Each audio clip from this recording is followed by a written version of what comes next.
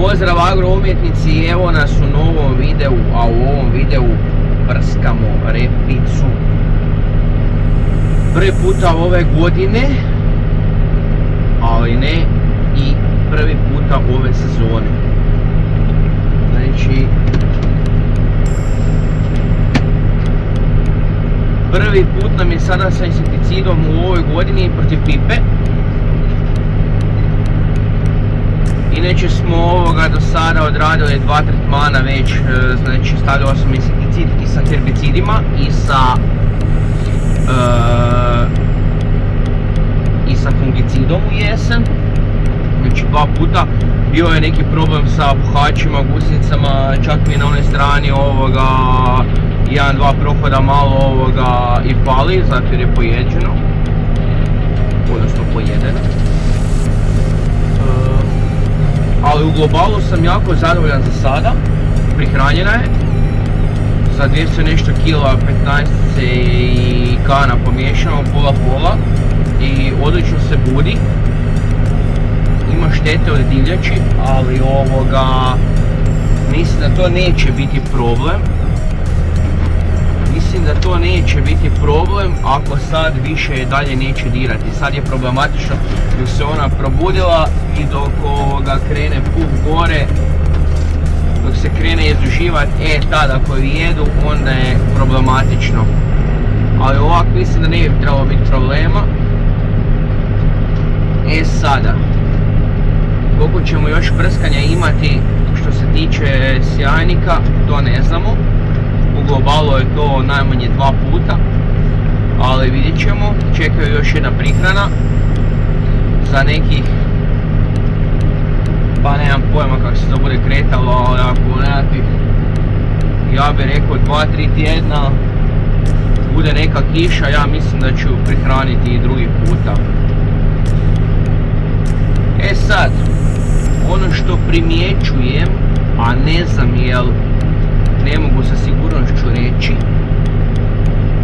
jel to je zbog toga ili nije, da ove godine mi repica ima puno jači korijen. Sada, jel je to zbog manjela, jer je odrađena fungicidom u jesen sa manjelom, znači on je ujedno i regulator rasta, ili nije. Ako netko zna, evo javite mi u komentarima, s obzirom da prije nisam to radio, ali prvi puta sam išao u zaštitu fungicidom u jesen i mislim da mi se to sviđa. Pokušavao sam i prije, ali uvijek me ili vrijeme ili gužva ili nešto spriječilo. Prošle godine sam to odradio i mislim da je to dobra stvar. Sad, jel to opravdava cijena i sve uloge, da će to biti opravdano, to ćemo vidjeti. I s obzirom na prinos, s obzirom da repica mi ove godine na relativno, ajmo reći, srednjim zemljama, ne nešto posebno dobrim, ali trenutno sam jako zadovoljan kako izgleda. Radimo sa deltametrin na aktivnoj tvari, pa ćemo vidjeti, nadam se da to bude ok.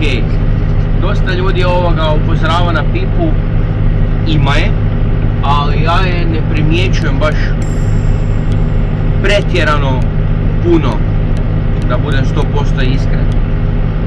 Naravno, zaštititi ju moramo, tu nema govora, tako da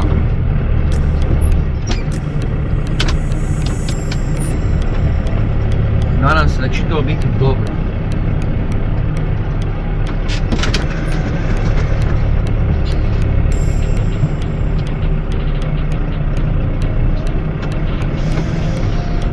Sad sam baš stjeran u put, to jest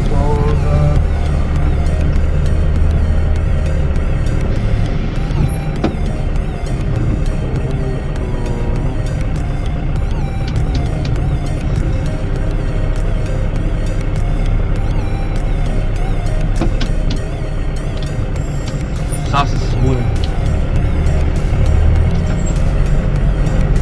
Baš ako ne trebam neću. preklapat. S obzirom da nemamo gašenje sekcija, osim naravno mene. Ali da, vidjet ćete malo iz snimke s dronom, kako to izgleda iz zraka. Kažem, ja sam prilično zadovoljan. Sijana je po školski, ja mislim oko tako 2,8 do 3 kg na hektar, s obzirom da su još uvijek kod nas žitne sijačice u igri, tako da ne mogu baš računati onaj broj biljaka ciljani po hektaru, ali sa sklopom i sa svime sam zadovoljan.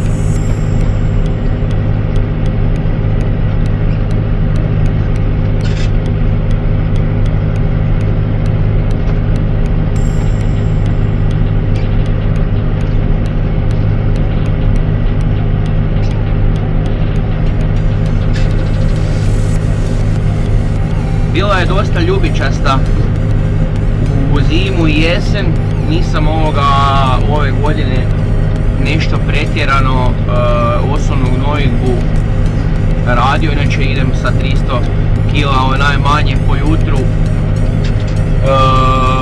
nule, odnosno tipa 8-15-15 ili tak nešto plus urea.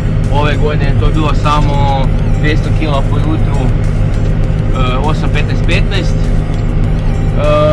Da, definitivno je vlaga malo smetala, falilo je fosfora, ali je da, dobro se je probudila.